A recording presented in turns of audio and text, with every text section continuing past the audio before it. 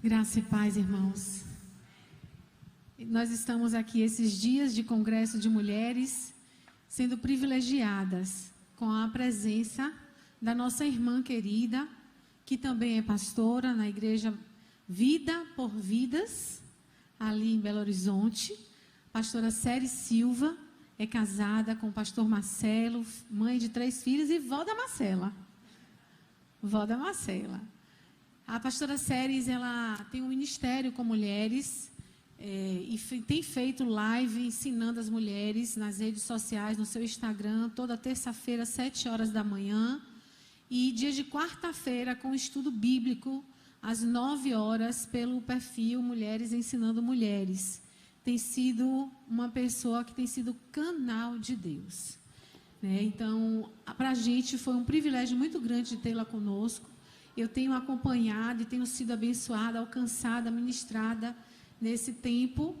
E quero dizer mais uma vez do meu privilégio, da minha gratidão e dizer que você tem aqui sim uma casa, uma família que você pode voltar outras vezes, né? Do jeitinho que ele falou. Não é assim que primeiro faz jeitinho? Do jeitinho. Desse jeitinho, amiga. Que o Senhor continue te usando. Que essa seja mais uma oportunidade para Ele falar através de você. Amém?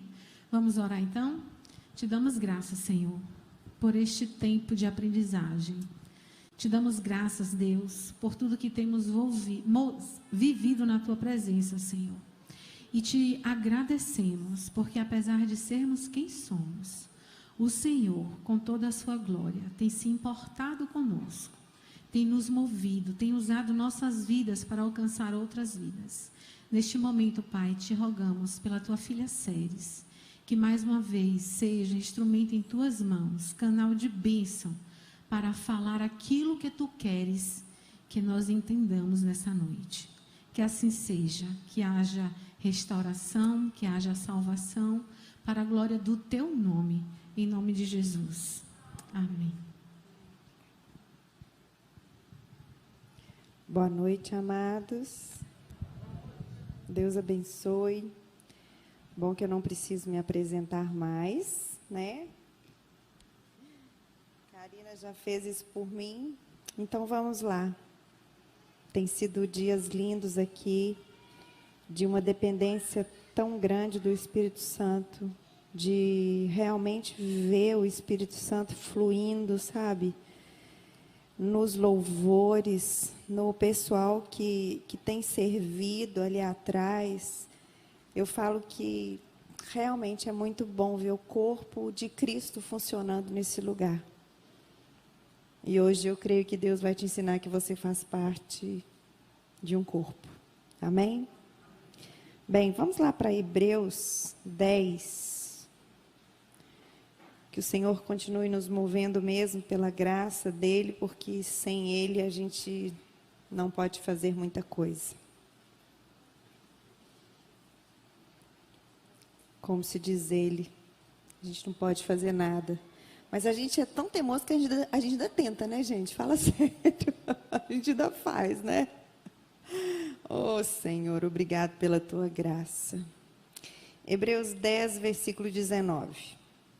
Portanto, meus irmãos, tendo ousadia para entrar no santuário pelo sangue de Jesus, pelo novo e vivo caminho que Ele nos abriu por meio do véu, isto é, pela sua carne, e tendo um grande sumo sacerdote, sobre a casa de Deus, aproximemo-nos com um coração sincero, em plena certeza de fé, tendo o coração purificado de má consciência e o corpo lavado com água pura. Guardemos firme a confissão da esperança, sem vacilar, pois quem fez a promessa é fiel. Cuidemos também de nos animar uns aos outros no amor e na prática de boas obras. Não deixemos de nos congregar, como é costume de alguns. Pelo contrário, façamos admoestações, ainda mais agora que vocês veem que o dia se aproxima. Bem, nós já estamos indo aí para quase 2 anos de pandemia, e quando você passa pela palavra de Deus, você vê que Deus é especialista em colocar o povo em um determinado tipo de cativeiro. Você vê desde lá do início, Deus colocando o povo dele dentro de uma arca. Depois você vê Deus aprisionando o povo dele ali no Egito.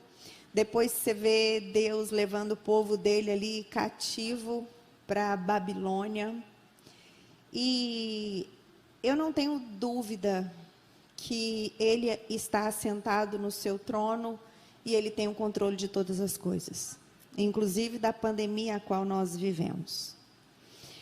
E uma das coisas que a gente percebe muito forte ali no cativeiro da Babilônia é que aquele povo de Deus, ele estava muito disperso, um povo muito idólatra, um povo que literalmente se estribava no seu próprio entendimento e nunca estava satisfeito com aquilo que Deus dava. E a consequência, logo depois disso, vem o cativeiro. Mas ali no cativeiro, o povo de Deus aprendeu grandes coisas, grandes coisas.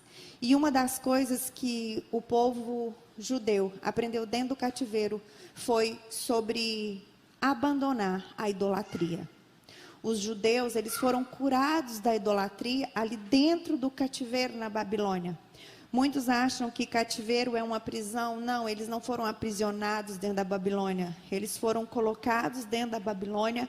Eles podiam viver sem ser dentro, não é cadeias. Mas para o judeu, tirar eles da pátria deles e colocar eles em outro lugar, é como se eles perdessem tudo. Então, quando a gente fala cativeiro, a gente muitas vezes remete para uma prisão. Não, não era prisão. Mas, na verdade, eles estavam presos porque eles não tinham pátria, como se eles não tivessem uma identidade própria. Tanto é que não era uma prisão que muitos ali passaram a servir reis, passaram a servir em lugares de poder, de autoridade. E quando Deus quis que eles saíssem dali, muitos não saíram, porque se acostumaram justamente com os manjar que a Babilônia oferecia. E eu quero falar para vocês que isso tem acontecido conosco. O Senhor trouxe a pandemia, trouxe esse tempo.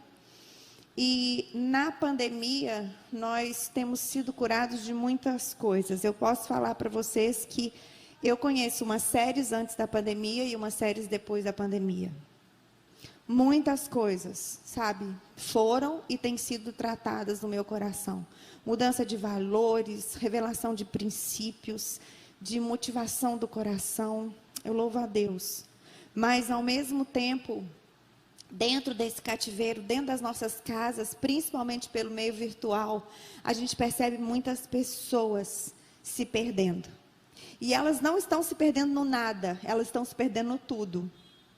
Porque elas estão assim, estribando tanto no próprio conhecimento dela, que elas estão deixando de congregar, porque ali no YouTube, ali na internet, ela escuta a pregação que ela quer, ela escolhe o título da pregação que ela quer, e ela ainda fala que ela não precisa de frequentar uma igreja. E essa pessoa, ela está se enchendo de conhecimento, mas o conhecimento ele não edifica, ele incha. E o conhecimento sem a prática da palavra, sem a prática ali com os irmãos, admoestando, abraçando, ajudando, servindo, ministrando, dançando, o conhecimento sem a prática, ele é fatal. Porque ali você começa a achar que você é muita coisa. E achar também que você está sozinho e que você não precisa de ninguém. Mas infelizmente isso é uma mentira que Satanás coloca na nossa cabeça. Porque nós fomos chamados para ser corpo. Nós fomos chamados para ser corpo. Quando eu saio assim para ministrar, eu quero falar para vocês, eu faço parte de um corpo que está se ajuntando para realizar uma conferência de mulheres aqui na Sinai. Eu faço parte de um corpo. A Gabi, que estava dançando aqui, com aquele sorriso maravilhoso no rosto, junto com a Bia, ela faz parte de um corpo também. E muitas vezes Deus não vai tocar a sua vida através de uma palavra liberada ou através de um louvor, mas Ele vai liberar graça sobre a sua vida através de um sorriso de uma menina dessa. Porque nós somos corpo. Nós somos corpo. E o Senhor está nos chamando já para sair de dentro desse cativeiro pela graça dEle, tem sido bom. Mas eu quero falar para vocês, muitos não têm conseguido. Estarmos aqui hoje é uma bênção, é uma dádiva. Mas eu quero te levar a ir além. Eu quero te mostrar a importância da gente estar aqui e te levar a ir além, para que a gente não se conforme com as pessoas que estão presas e não conseguem sair do lugar, porque se acostumaram com os manjares que o próprio Satanás está oferecendo. Movidos pela graça. Por que eu e você temos que nos mover? Justamente por isso, porque somos igreja. Somos corpo do Senhor Jesus Cristo aqui na terra. Quando nós aceitamos Jesus Cristo como único Senhor e Salvador, nós somos transportados do império das trevas para o reino dele. Nós passamos de criatura a ser filho de Deus. Tem uma grande mentira que eles contam por aí, que todo mundo é filho de Deus. Não, isso não é bíblico, isso é mentira. Somos criaturas de Deus e só nos tornamos filhos quando nós aceitamos o sacrifício que Jesus Cristo fez por nós na cruz.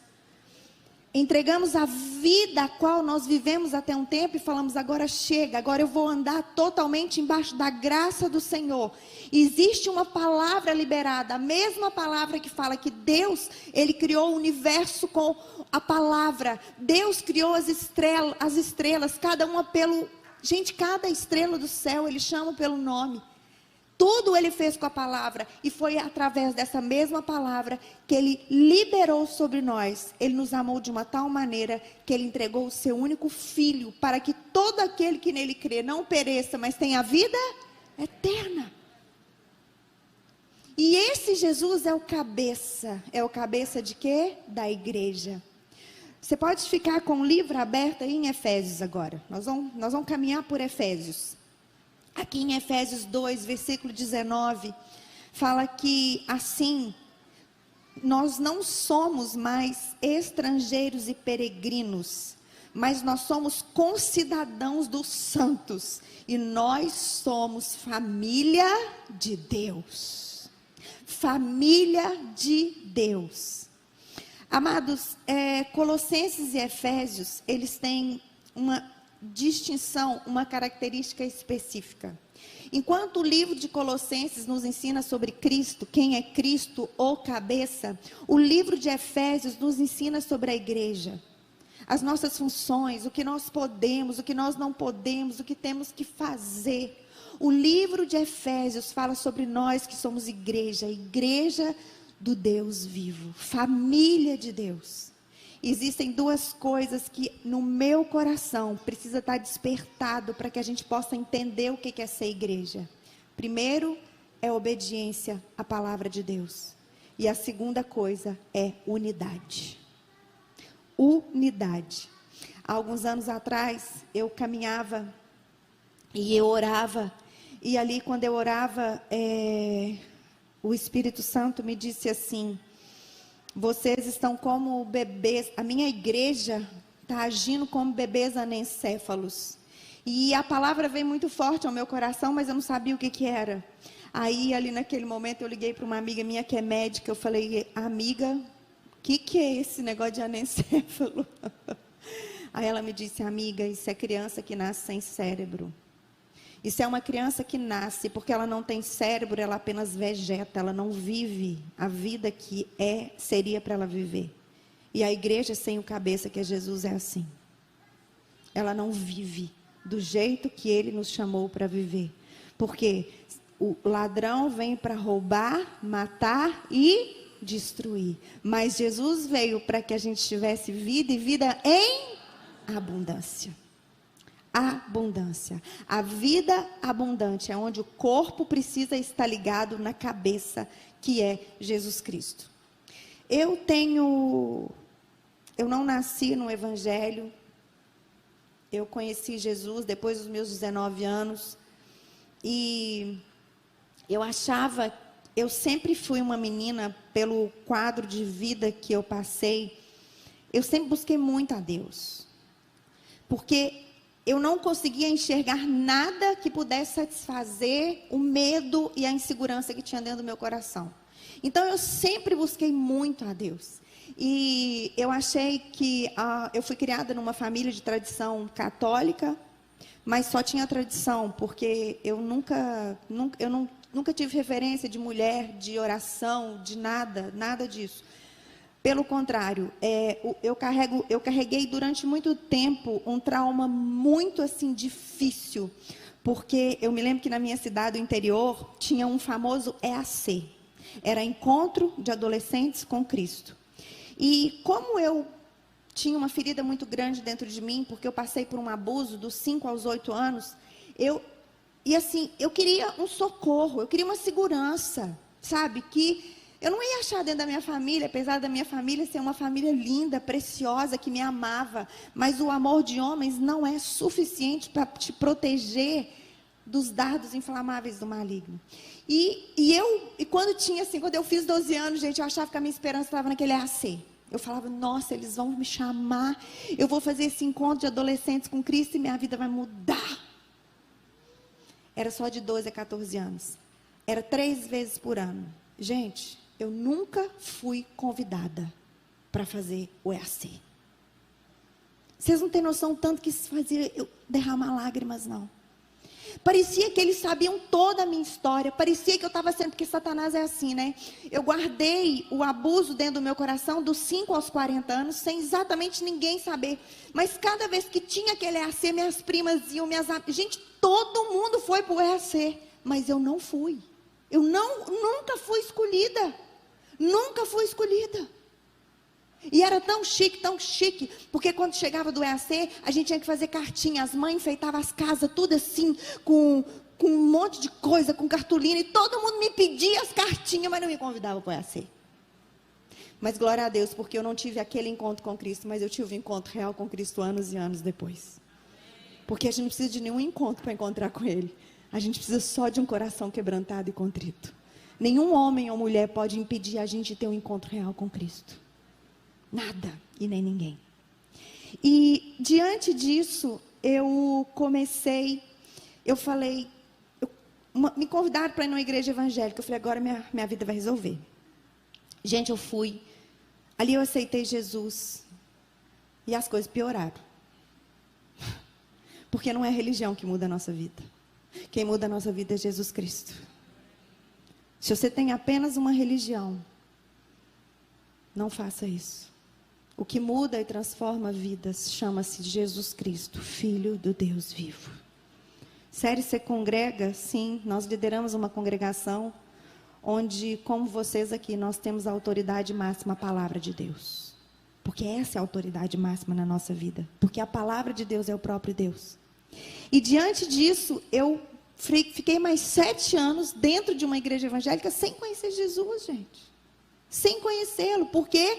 Porque as pessoas estavam mais preocupadas em me ensinar a ser como elas mesmas do que me ensinar a ser como Jesus. Mas na verdade hoje eu entendo que é porque elas não conheciam Jesus. E quando você não conhece Ele, você não ensina ninguém a ser igual a Ele. Você ensina alguém a ser igual a você. A religião te leva a ensinar as pessoas a ser igual a você. Mas Jesus te leva a ensinar as pessoas a ser como Ele é. Porque quando você tem um encontro real com Ele, sabe o que acontece? Você não é suficiente. Mas, aí você entende o que é ser movido pela? Não tem a ver com você. Tem a ver com Ele. Tem a ver totalmente com Ele. Aí o seu parâmetro para o seu marido, para a sua esposa, para os seus filhos, para o seu chefe, para todas as pessoas, passa a não ser mais você. Passa a ser Jesus. E isso, eu posso te falar algo, isso é desafiador. Isso é desafiador. Porque você não cai mais no perigo da soberba de achar que você é o cara, que você é a poderosa. Não, não tem nada a ver com isso. Tem a ver com a gente entender quem a gente carrega. O que nós temos de valoroso é quem nós carregamos, porque Ele nos fez filhos do Deus vivo. E depois disso eu conheci Jesus, eu tive um encontro muito forte com Ele, a minha vida começou a mudar. Mas foi há 7 anos atrás que virou uma chave dentro de mim. E você vira para mim e fala assim, Séries, como é que foi isso? Eu vou te contar como que foi isso. Eu passei o ano de 2015 fazendo um propósito, onde eu ficava todos os dias, foram 365 dias aos pés do Senhor, na palavra. Porque eu tinha que alimentar umas mulheres que eu cuidava. Então, eu lia a palavra e buscava conhecer os versículos que eu lia para eu falar para essas outras mulheres. Deu até um livro depois, não vou falar para vocês porque ele já acabou. Para a honra e glória do Senhor, ele sempre acaba. Porque nós estamos, mulheres, nós estamos voltando a ler a palavra de Deus. E eu creio que vocês, homens, também vão voltar para ela. É porque eu não conheço muito o universo masculino, pastor. Por isso que eu falo assim. E quando foi final de novembro, sabe? Depois desses quase 365 dias ali, aos pés do Senhor, totalmente aos pés do Senhor, no final de novembro, o Senhor me disse assim, filha, agora é hora de você parar de me colocar nos teus planos. Bem assim, gente. Agora é hora de você parar de me colocar nos seus planos e se humilhar diante de mim para que eu te coloque nos meus. Tudo bem? Mas até então eu não tinha entendido muita coisa porque eu sou meio devagar. Para morrer de repente eu levo um mês. Eu sou daquelas que tem que falar as coisas mais de uma vez comigo, entendeu? E quando foi em dezembro desse mesmo ano, eu estava orando. Começou aquela época do mensalão, aquele tanto de corrupção no Brasil, estourando aquele tanto de bomba, aquela coisa horrorosa, final de 2015, dezembro de 2015. E ali o Senhor me disse assim, eu orando pela nossa nação, Ele me disse, filha, eu vou limpar não apenas a sua nação, eu vou limpar a minha igreja. Ele não disse isso na hora, mas era como assim, eu vou separar o trigo do joio. Eu vou separar o joio do trigo. E quando foi em janeiro de 2016, eu tive um sonho. E ali naquele sonho, eu gosto muito de ensinar. Eu ensino a palavra de Deus, isso arde no meu coração. E eu não ensino porque eu fui ensinada, não. Eu ensino porque eu nunca fui ensinada. E eu sei o estrago que a falta de ensino fez na minha vida. E no início de 2016, eu tive um sonho onde Jesus me pegava pela mão e Ele andava comigo. E Ele virou para mim e falou assim, filha, sabe o filho pródigo? Falei, sim. Pois é, ele pegou os bens do pai dele e ele não levou em consideração os anos de suor que o pai dele derramou para ganhar aquilo ali. Ele simplesmente pegou e foi gastar do jeito que ele queria. Aí ele me disse assim, sabe vocês, igreja, vocês viraram filhos pródigos espirituais. Amados, eu nunca tinha escutado isso na minha vida. E ele foi bem incisivo. Vocês viraram filhos pródigos espirituais. Vocês estão vivendo uma vida ignorando o que eu fiz por vocês na cruz. Ignorando a minha dor, ignorando o meu sofrimento, ignorando a minha angústia, ignorando a minha separação do próprio Deus. E estão pegando o que eu conquistei para vocês para se estribarem nos seus próprios prazeres. E ali naquele momento eu acordei. E eu posso falar para vocês, de janeiro de 2016 até dezembro de 2016, eu não ministrei isso para ninguém, porque isso era em primeiro lugar para mim. Eu falei, Deus, eu não aceito ser isso. Eu não quero ser essa filha pródiga espiritual. E naquela época eu não sabia o que era isso, mas hoje o Senhor abriu meus olhos e muitas vezes, eu tenho que vigiar para não ser esse tipo de filha. E eu vejo em nós muitos filhos pródigos espirituais. E qual que é a solução? A igreja, gente, precisa voltar a se mover pela palavra. A igreja precisa voltar a se mover pelo cabeça. E o cabeça é quem? Cristo. A Bíblia fala que Cristo em nós, a esperança da... É só se Ele estiver em nós. As mulheres que eu lidero, elas têm uma frasezinha que elas guardam no coração delas. Eu faço a seguinte pergunta: onde vocês estão na palavra? E muitas que chegaram não entendiam. E muitas das quais chegavam eram líderes de outras denominações. E eu fazia a mesma pergunta: como assim? Como é que você está na palavra? Ei, você tem que estar em algum lugar na palavra, meu irmão, minha irmã. Se você não está em nenhum lugar na palavra, você me perdoa, você não está nele. Não tem. Nós precisamos andar nele. Andar nele é um dia você está em Gênesis, é outro você está em Êxodo, outro você está em Mateus. Mas você precisa ter uma consciência. Agora, o que está acontecendo com a igreja? A igreja lê Bíblia para se conhecer. A igreja lê Bíblia para fazer o que é certo. Não, queridos, eu e você temos que ler Bíblia para conhecer Jesus. O resto Ele faz em nós. Não tem isso de ler Bíblia para... A Bíblia, ela é o espelho, sim, mas quando os meus olhos e os seus olhos estão desembaçados. E eles só desembaçam quando nós lemos ela para conhecer Jesus. Sabe, infelizmente, agora não, depois da pandemia parou, mas eu atendia muitas lideranças. E eu aprendi muito com isso. Não ache que eu me achava boa porque elas estavam chegando até mim. Não, eu via que eu também precisava daquilo que elas precisavam aprender. Porque aquele que pensa que está em pé, cuidado para que não... Gente, não é nem quem está em pé, né? É aquele que pensa que está em pé. O nosso maior tesouro, gente, ele precisa voltar a ser o Senhor. O nosso maior tesouro precisa voltar a ser o reino de Deus e a sua palavra, a sua justiça. Porque as demais coisas nos serão acrescentadas. Amados, ontem Deus ministrou tanto ao meu coração. Ele usou a vida do pastor Heber antes de ontem na casa dele para me contar o que o pai dele dizia. E ontem Deus ministrou tanto. Amados, existe uma vida onde você tem as coisas antes do reino e depois do reino. E eu quero te falar, o que você tem antes do reino está em primeiro lugar na sua vida. Aquilo ali vai levar perdição para a sua vida, perdição para a sua família. Mas aquilo que você conquista depois do reino, onde Jesus já é o centro no seu coração, na sua vida, aquilo ali prospera, multiplica e traz paz. Caso contrário, não. Porque, na verdade, o reino de Deus, ele é o terreno do nosso coração. Ele é a base na qual precisa ser alimentada. Aí, a gente fala, nossa, mas tem tanta gente fazendo milagre, né, sério? Tem tanta gente fazendo isso. Tem gente demais. Se tiver uma coisa que o evangelho não precisa no Brasil, é ser pregado. Vocês me perdoem. O evangelho no Brasil precisa ser vivido. Talvez se ele fosse menos pregado e mais vivido, as coisas não estariam como estão.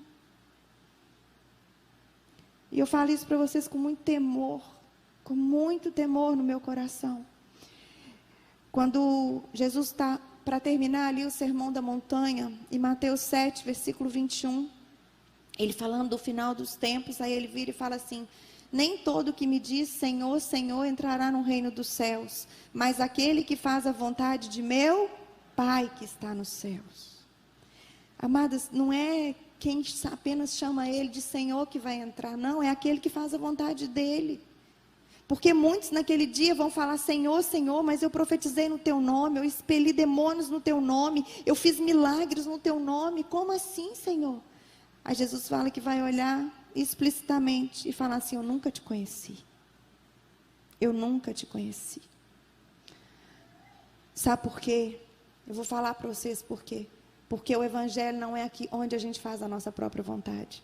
O evangelho, ele não é baseado nas nossas próprias ideias, e muito menos no nosso entendimento. O evangelho é uma vida onde a vida do próprio Deus vive dentro de nós. E tudo precisa ser buscado, direcionado, para que o poder do Espírito Santo nos mova. Paulo nos ensinava, né? Nos ensina aqui em Coríntios, 1 Coríntios 6, versículo de 9 a 12, ele fala, todas as coisas me são, mas nem todas convêm.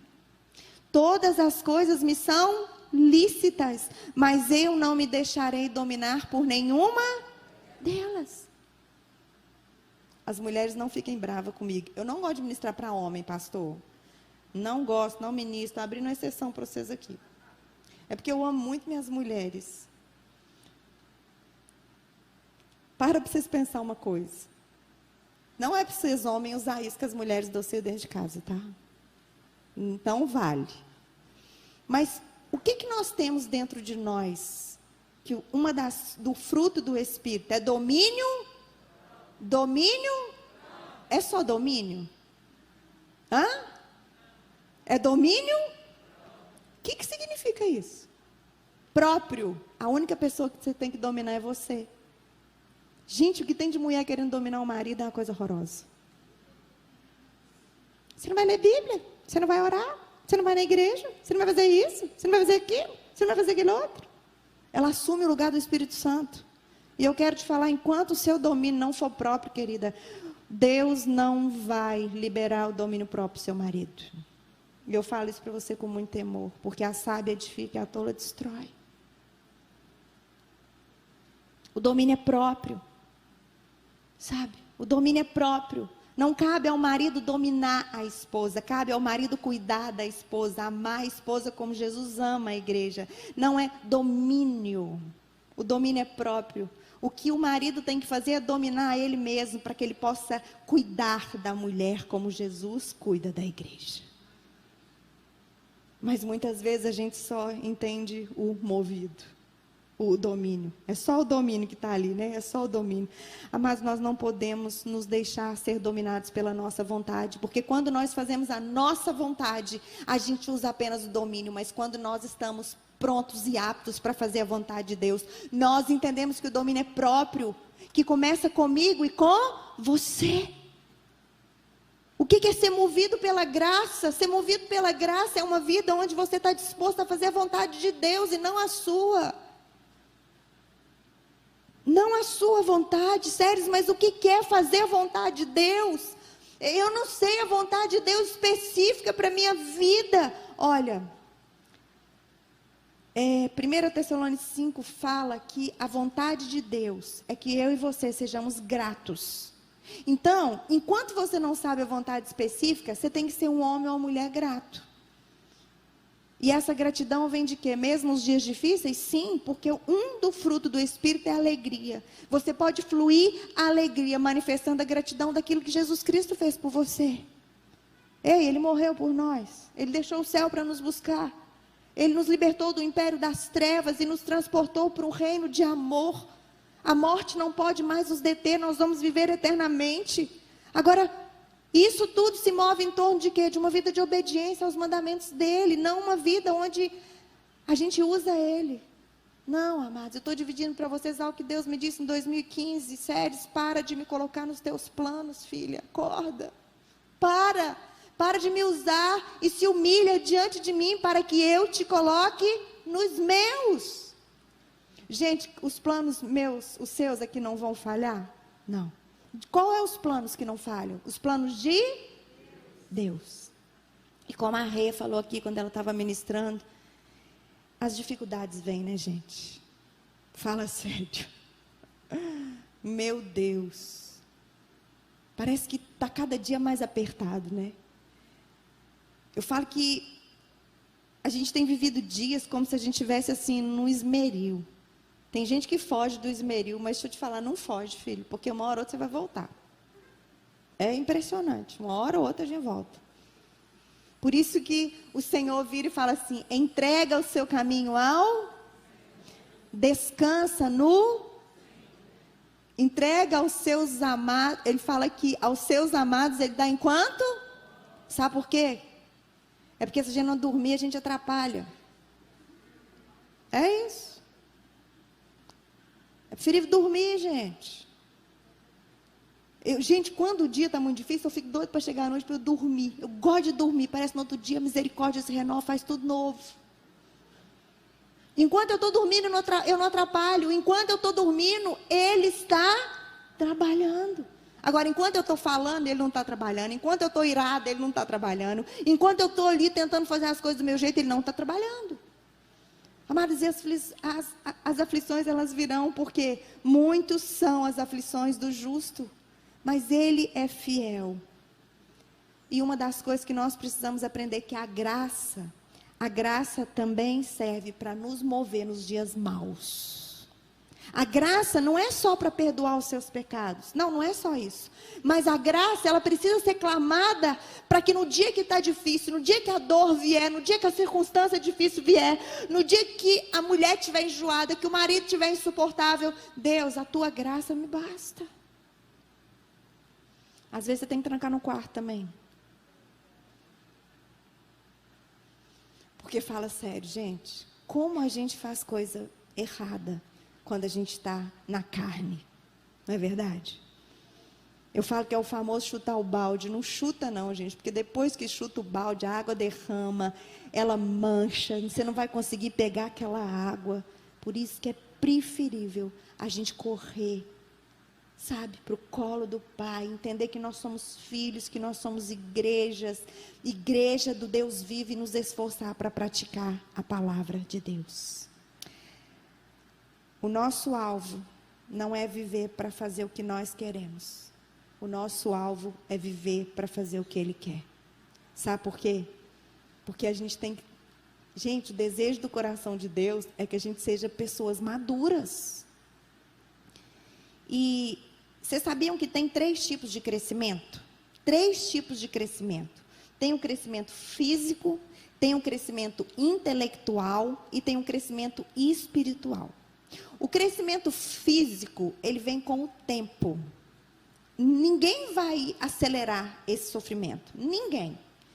Hoje mesmo eu estava vendo uma foto da minha neta com 2 meses, agora ela está com 9 meses. Ou seja, o crescimento físico, ele vem ano após ano. Já o crescimento intelectual, ele vem como? Com conhecimento. Porque quanto mais você alimenta o seu intelecto, a sua alma, mais você sabe. O crescimento intelectual não tem nada a ver com o tempo. Tem a ver com aquilo que você alimenta, tem a ver com aquilo que você busca, com aquilo que você não busca. Agora, o crescimento espiritual, eu sinto em lhe informar para vocês que ele vem com uma coisa que a gente não gosta, que se chama sofrimento. Mesmo sendo Deus, ele não usurpou o ser igual a Deus. Ele suportou a morte, e morte de cruz. Jesus aprendeu a obedecer pelas coisas que sofreu. Sérios, mas por que o único caminho de eu crescer espiritualmente é sofrendo? Porque você vai ter que negar sua carne. Você vai ter que negar sua carne para pôr ordem divina na sua vida. Você vai ter que negar a sua carne para que as coisas realmente dê certo. Gente, é nos pequenos detalhes. Eu fui convidada recentemente para sentar numa mesa de líderes. E não era uma mesa de líderes fraquinha, não. E eu só falava assim, meu Deus do céu. Eu não tenho nada para falar para aquelas mulheres. Nada. Eu não tenho nada. E foi algo muito de surpresa numa cidade que eu estava. Eu falei, Deus, eu brinquei assim com ele, pastor, você está de palhaçada comigo. E eu fui sem nada. Porque tem uma palavra que fala para a gente ir sem nada, né? Eu peguei aquela palavra ali em Marcos e fui sem nada. Fui sem o cajado, fui sem o bordão, fui sem nada. Em cima dessa palavra eu fui, Senhor. E quando eu cheguei ali, sentei, elas começaram a tomar café. O Espírito Santo começou a falar assim comigo, filha, a maioria dos líderes não aprendem através do conhecimento de outra pessoa, porque eles já ensoberbeceram demais. Mas ele aprende com a prática de ver o que a sua vida revela naquilo que você faz. E ali o Espírito Santo me conduziu para falar sobre unidade, da gente estar andando junto, da gente estar... Porque, gente, eu vou falar uma coisa para vocês. O crescimento espiritual, ele é estagnado muitas vezes, porque a gente às vezes sofre tanto, que a gente assume o lugar que a gente já sabe demais, e a gente não quer aprender mais. Mas a salvação nossa, ela precisa ser desenvolvida com temor e tremor. E vai chegar num nível da sua vida que você vai ter que se calar para ensinar apenas com o seu viver. E eu vou falar para vocês, isso é difícil. Isso é difícil. É difícil porque muitas vezes a gente... Gente, Deus é tão bonitinho que rapidinho Ele deixa a gente mandar um pouquinho. Eu falo que ele vai dando a corda assim, né? Ele vai dando a corda. Aí a hora que ele percebe, ele puxa a corda de novo. E glória a Deus por isso, porque tem gente que a corda arrebenta. Sabe o que eu aprendi? A gente fala muito que a gente é cartas vivas, certo? A Bíblia fala que nós somos cartas vivas, amém? Mas eu aprendi que nem o conteúdo vem de nós e nem o destinatário. Nós somos apenas cartas vivas na mão de Deus. O conteúdo é Ele que coloca e o destinatário também é Ele que manda. Porque, gente, se não for para o destinatário certo, fala a verdade. Quem quebranta o coração, eu tenho poder de quebrantar o coração de vocês? Não, isso é papel do Espírito Santo. Ali em Atos 16, Paulo estava indo para Macedônia, continuar fazendo aquela coisa linda, que era pregar o evangelho, aí o Espírito Santo vem, não faça isso ali, não prega o evangelho ali, porque eu tenho outras pessoas. Não, mas ele estava vindo fazer aquilo que era errado, não, ele estava vindo pregar o evangelho. Por isso que depois ele escreve, tudo é lícito, mas nem tudo tudo é lícito, mas nem tudo te edifica. Porque o que te edifica é você estar no centro da vontade de Deus. Aqui em Efésios, no capítulo 4, versículo 11, fala que aquilo que Jesus Cristo fez por nós, Ele nos concedeu uns para ser apóstolos, outros profetas, outros evangelistas, outros para pastores e mestres. Para quê? Para quê, igreja? Para o aperfeiçoamento dos santos, para o desempenho do seu serviço, para a edificação do corpo de Cristo. Não é para a nossa própria glória, não é para a gente crescer. O que Ele nos deu, os dons que Ele nos deu, foi para que nós pudéssemos trabalhar em unidade, juntos a gente fosse o quê? Aperfeiçoados, como igreja. Ele nos chamou para ser usados, sim, mas a perfeição ainda é necessária. Nós precisamos nos entregar todos os dias. Nós precisamos crescer todos os dias. Até quando? Até que você tenha fé suficiente, que fala aqui no próximo versículo. Até que todos cheguemos à unidade na fé e ao pleno conhecimento do Filho de Deus, ao estado de pessoa madura, à medida da estatura da plenitude de Cristo. Sério, o que é uma pessoa madura? Para mim, é uma pessoa que, como fala aqui no 17 e no 18, ela não vive mais como os gentios, elas não vivem mais na vaidade dos seus próprios pensamentos, ela não tem mais o teu entendimento obscurecido, ela não está mais separada da vida que Deus concede a ela, por causa o quê? Da ignorância que muitas vezes vive naquele coração duro, de não deixar o Senhor fazer, de não deixar o Senhor mandar. Em vez de confiar no Senhor de todo o coração, confia no próprio entendimento. E gente, tem um lugar onde tudo começa. A boca fala do que o coração está. Eu nesses quase 20 anos, eu atendo mulher desde o ano de 2006. E uma das coisas que eu aprendi é discernir o que está no coração das pessoas. E às vezes é tão ruim, gente. Às vezes dói. Por quê, sério? Gente, isso não tem mistério, não. Se você quer discernir uma pessoa, a boca fala do que o coração está. Vê o que ela fala nos primeiros 10 minutos que você tiver com ela. Tem gente que fala só de carro, tem gente que fala de riqueza, tem gente que fala de emprego, tem gente que fala de casamento, tem gente que fala disso, daquilo. Agora, quando Jesus Cristo transborda do nosso coração, não tem como a gente não falar dele. Não tem como. Não tem como. E eu tenho batido muito nessa tecla, sabe, gente, de religião. É diferente de intimidade pelo seguinte: esse aperfeiçoamento que eu e você precisamos buscar como igreja, ele não se encontra na religião. Ele só é encontrado em Cristo. Quando a gente entra para a nossa intimidade só com Ele, fecha a porta com mais ninguém. E essa intimidade é necessária, porque o que Ele revela para mim não é suficiente muitas vezes aquilo que precisa ser revelado para você. E hoje em dia, como eu falei para vocês no início, muitas pessoas estão levando outras pessoas para a intimidade dela.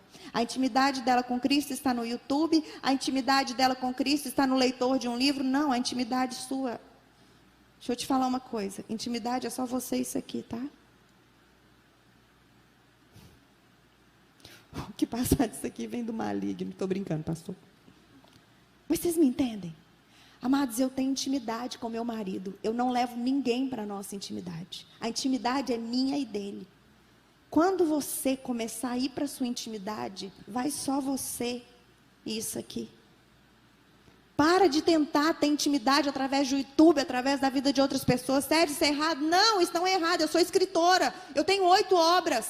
Mas existe uma intimidade que é só sua e dele. Você precisa disso como filho, como filha. Você precisa disso como igreja. Isso é voltar para a palavra, é depender até que ela volte a ser revelada no teu coração, porque ela é a única que pode transformar a sua vida. Quanto tempo você talvez não passe sozinho, só você e ele? Não, mas eu estou vendo pregação tal. Não, aí é 3. Você e ele.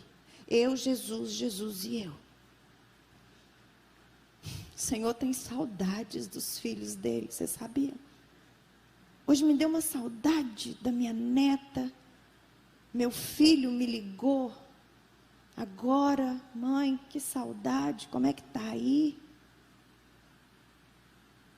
Agora você imagina, se você está entrando para a intimidade com Deus, sempre levando outra pessoa junto. Isso nunca será intimidade. Você nunca vai passar do grau da religião. E o livro de Tiago, no capítulo 1, para a gente terminar, no versículo 27. Tiago nos ensina sobre a verdadeira religião.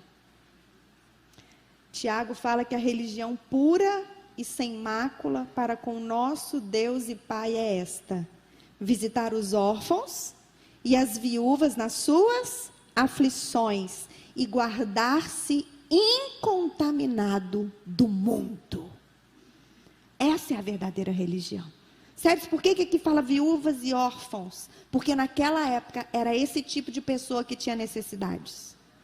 Qual é a verdadeira religião? É você se preocupar com pessoas que estão morrendo do seu lado, que precisam do que você tem dentro. Gente, hoje ninguém tem tempo para ninguém.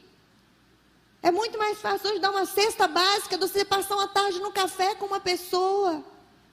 O tempo hoje está valiosíssimo. Mas a verdadeira religião, ela é isso. E é eu e você nos mantermos incontaminados do mundo. Como é que a gente faz isso? Quando a gente vive uma vida dentro da palavra de Deus. E a verdadeira religião, ela está voltada para quê? Para os 2 grandes mandamentos. Quando Jesus disse, quando os fariseus chegaram ali para ele: Pai, quais são os grandes mandamentos? Ele vira e fala assim: amai a Deus sobre todas as coisas e ao teu próximo como a ti mesmo. Fica de pé. Eu quero terminar lendo Efésios com vocês. Efésios 4, versículo 25. Eu quero te mostrar o que Paulo fala para os Efésios com relação de sermos igreja. Se você puder ler junto comigo em voz audível, porque Provérbios diz que quando nós falamos alto, nós alimentamos o nosso coração. A palavra que sai dos seus lábios, a primeira pessoa que alimenta é você mesma. Olha que interessante. Provérbios diz isso. Quando você abre os lábios, a primeira pessoa a ser alimentada é você. Então vamos lá. Provérbios 4, versículo 25, nós vamos ler até o 32. Pode ser na versão que você tiver, mas eu preciso que os seus ouvidos ouçam o que você vai falar. Provérbios 4, versículo 25. Espera aí, vamos começar junto. Por isso, deixando a mentira, que cada um fale a verdade com o seu próximo, porque somos membros do mesmo corpo. Fiquem irados e não pequem. Não deixem que o sol se ponha sobre a ira de vocês, nem deem lugar ao diabo. Aquele que roubava, não roube mais. Pelo contrário, trabalhe, fazendo com as próprias mãos o que é bom, para que tenham o que repartir com o necessitado. Não saia da vossa boca nenhuma palavra suja, mas unicamente a que for boa para edificação, conforme a necessidade, e assim transmita graça aos que ouvem. E não entristeçam o Espírito Santo de Deus, no qual vocês foram selados para o dia da redenção. Que não haja no meio de vocês qualquer amargura, indignação, ira, gritaria e blasfêmia, bem como qualquer maldade. Pelo contrário, sejam bondosos e compassivos uns para com os outros, perdoando uns aos outros, como também Deus em Cristo perdoou vocês. Pai, obrigada por estes dias, obrigado pela tua palavra, e eu quero te pedir, Senhor, nos deixa ser movidos pela graça, por um favor imerecido, que não se trata do que nós já vivemos ou do que fazemos, mas trata de quem nós carregamos e daquilo que o Senhor fez por nós.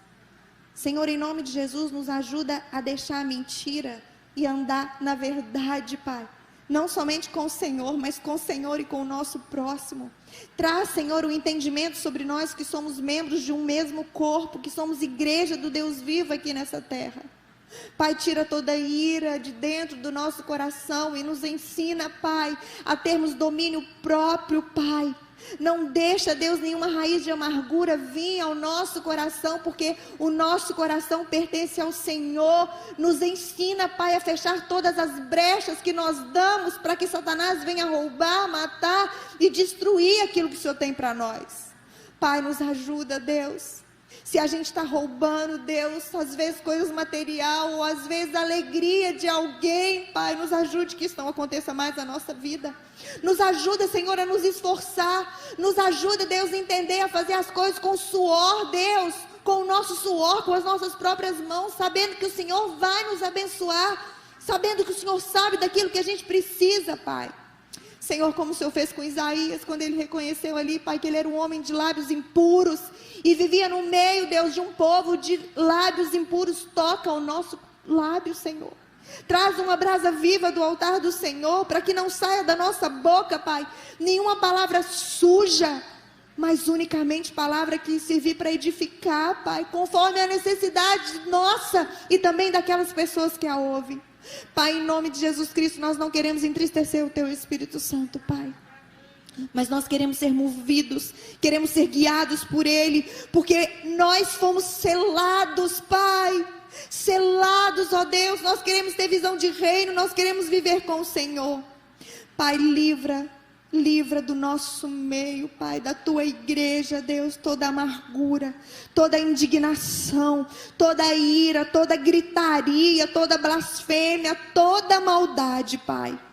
E derrama o Teu Espírito, Pai, em nós, para que a gente possa ser mesmo, Pai, pessoas bondosas, compassivas uns para com os outros, vivendo uma vida, Deus, onde nós amamos as pessoas como o Senhor nos amou, e perdoando as pessoas como o Senhor nos amou, porque nós sabemos que o Senhor é nosso Pai, e o Senhor se alegra de nos vermos juntos, e nós queremos viver aquilo que está no Teu coração. Que a Tua graça e que a Tua bênção e que o Teu amor esteja sobre nós, Pai, para que nós possamos abrir mão da nossa vontade e fazer a Tua vontade. É isso que nós te pedimos, em nome de Jesus.